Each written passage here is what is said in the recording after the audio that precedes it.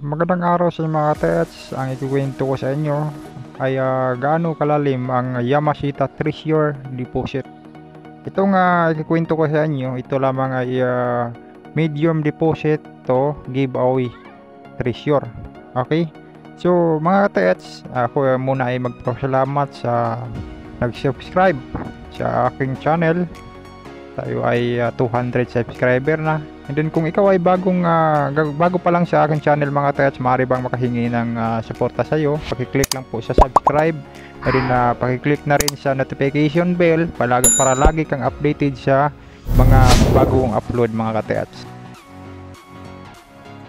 Ang giveaways or quick deposit mga tets ay 1 to 8 meters lamang ang lalim mga tets.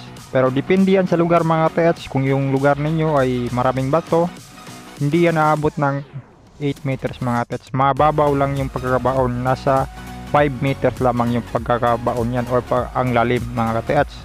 Pero yung lugar ho na wala masyadong bato, wala masyadong trap, walang tubig, ay malalim yan mga tets. Abot ng 8 meters yan mga tets. And then kung yung lugar mga tets, or kung naghukay tayo, pag naghukay tayo ng 3 feet, lalabas na yung simento mga tets, yan ay bababaw lamang.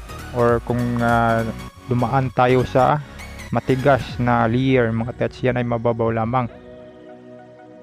And then ang medium deposit naman mga ka-tets, umabot yan ng 9 meters to 15 meters ang lalim mga ka-tets.